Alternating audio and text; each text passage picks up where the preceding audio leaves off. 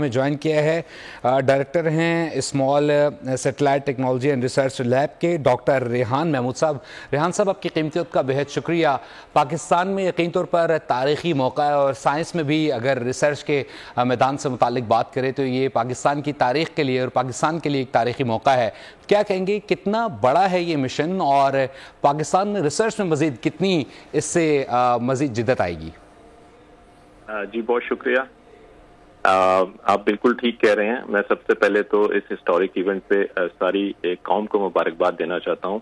کہ ایک ایسا مشن جس کے لیے بہت سے ہمارے اسٹوڈنٹس، ریسرچرز اور ادارے پچھلے 2 سال سے کام کر رہے تھے، تو انشاءاللہ وہ ٹائم آ گیا ہے کہ اس مشن کو ہم لانچ کرنے جا رہے ہیں۔ تو اگر بگر پرسپیکٹو میں دیکھا جائے تو اسپیس ٹیکنالوجی میں پاکستان کے لیے یہ بہت ہی ایک ہسٹورک اچیومنٹ ہے۔ یہ انشاءاللہ آنے والے وقتوں میں ہمارے لیے اسپیس کے نئے دروازے کھول دے گی، اور پھر آپ دیکھیے گا کہ یہ ساری ٹیکنالوجی پاکستان کی سوشیو اکنامک ڈیولپمنٹ میں بہت اچھے طریقے سے رول پلے کر سکے گی۔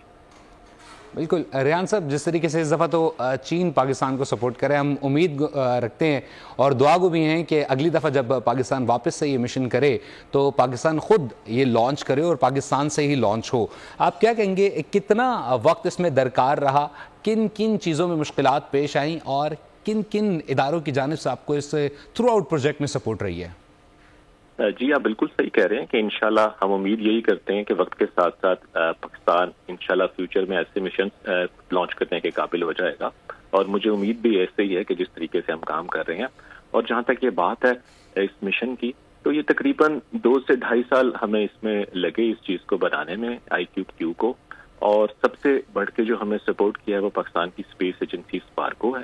اور اس کے علاوہ اور بہت سے ادارے ہیں۔ اگر ہم میں فورن یا چائنا کولیبریشن کی بات کروں تو وہاں پہ شنگھائی چیوتنگ یونیورسٹی ہے، اس نے بہت کولیبریٹ کیا۔ تو اگر دیکھا جائے تو یہ کسی ایک سنگل ادارے یا اس کی ایفرٹ نہیں ہے، یہ ایک ملٹی انسٹیٹیوشن کولیبریشن ہے، اور مجھے امید ہے کہ اس طرح کی ملٹی انسٹیٹیوشن کولیبریشن جو ہے وہ پاکستان کو آگے بڑھنے میں اسپیس پروگرام میں بہت زیادہ انشاءاللہ فیوچر میں بھی ہیلپ کرے گی۔ بالکل۔ اچھا ریحان صاحب، اگر بات کی جائے اس پروجیکٹ سے متعلق، کتنے اسٹوڈنٹس، کتنے اساتذہ اس پروجیکٹ میں پاکستان کی جانب سے اس میں مشغول تھے، اور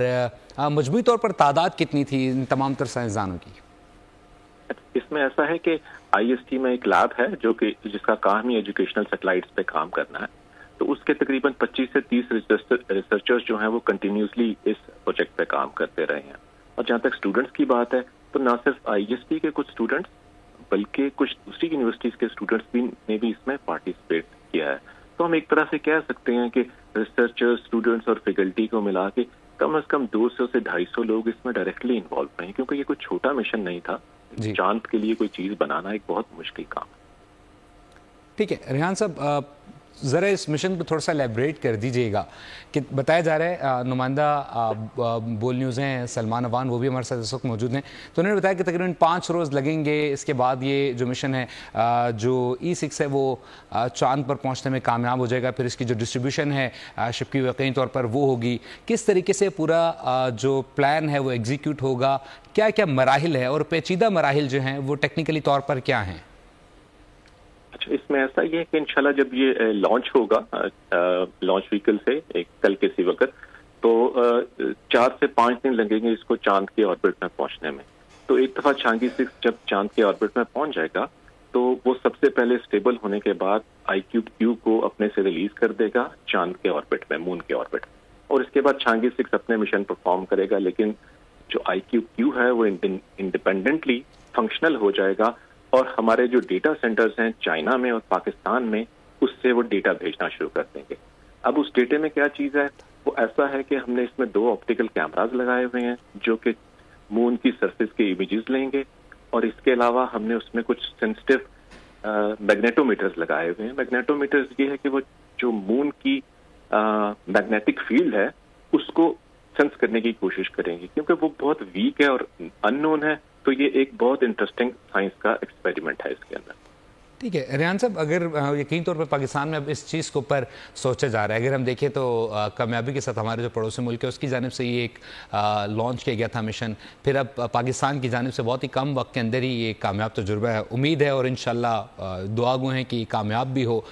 ریسرچ میں اگر اسپیسیفکلی بات کی جائے تو پاکستان میں کتنی جدت آئے گی، اور یہ ریسرچ کے اگر ڈومین میں بات کریں تو کتنا اہمیت کا حامل ہے یہ پروجیکٹ؟ جی بالکل، جیسے آپ نے اگزامپل دی پڑوسی ملک کی، تو میں بڑی جلدی اس چیز پہ کیا ہے کام، لیکن آپ دیکھیں ایک بہت بڑا ڈفرنس ہے کہ پاکستان کی طرف سے یہ ایک انسٹیٹیوٹ نے لونر مشن بنایا پرائمریلی، یہ پرائمریلی پاکستان کی اسپیس ایجنسی نے نہیں کیا، تو یہ اٹ سیلف ایک بہت جدت کی طرف ایک قدم ہے کہ پاکستان کے انسٹیٹیوٹس جیسے انسٹیٹیوٹ آف اسپیس ٹیکنالوجی ہے، they are capable of developing such kind of marvellous space technology. تو اگر ہم اس چیز کو دیکھیں تو مجھے لگتا ہے کہ اسپیس کے میدان میں یقیناً پاکستانی اسٹوڈنٹس جو ہیں وہ کافی آگے چلے گئے ہیں ایز کمپیئر ٹو دوسرے باقی ممالک یا پڑوسی ملک کے. ٹھیک ہے ریحان صاحب، اس میں اگر ہم مجموعی طور پر پاکستان کے حوالے سے بات کریں تو آنے والے وقت میں جو اسٹوڈنٹس اس وقت دیکھ رہے ہوں گے، جو اس فیلڈ میں آنا چاہتے ہوں گے، ان کے لیے کیا آپ ایڈوائز کریں گے؟ وہ کس طریقے سے آنے والے دور میں، آنے والے وقت میں پاکستان کے اس اسپیس مشن کا جو ہے وہ حصہ بن سکتے ہیں، اور پاکستان میں جو اسپیس کا ڈومین ہے اس کے لیے، ایرو اسپیس کے لیے کام کر سکتے ہیں؟ ذرا اس حوالے سے بھی پلیز اپڈیٹ کیجیے گا. جی بالکل، ایسا ہے کہ اسپیس ٹیکنالوجی جو بھی اسٹوڈنٹ انٹرسٹڈ ہو تو اس میں سب سے امپورٹنٹ بات جب میں اسٹوڈنٹس کو بتاتا ہوں تو وہ یہ ہے کہ اسپیس مشن میں نا ہر قسم کی فیلڈ انوالو ہے. اس کو ہم ایسے کہہ سکتے ہیں کہ یہ ایک ملٹی ڈسپلنری کام ہے. اس کا مطلب ہے کہ computer science, mechanical engineer, space science کے لوگ، الیکٹریکل انجینئر یا اے آئی، یہ ساری چیزیں جو ہے نا ایک کام آتی ہے. تو اگر کوئی انتھوزیاسٹک ہے ایسا جو اسپیس ٹیکنالوجی میں کام کرنا چاہتا ہے بٹ اس کا پیشن کسی اور فیلڈ کا ہے، تو وہ اسٹل بڑے اچھے طریقے سے کنٹریبیوٹ کر سکتا ہے، کیونکہ اسپیس مشن ان سب چیزوں کا مجموعہ ہے. شکریہ ڈاکٹر ریحان محمود صاحب بول نیوز سے خصوصی گفتگو کرتے ہیں، اور ساتھ ہی ساتھ نمائندہ خصوصی بول نیوز سلمان اوان میں اپڈیٹ کرتے ہیں. آپ دونوں کا بہت شکریہ. سبسکرائب کریں اور بیل دبائیں تاکہ کوئی خبر رہ نہ جائے.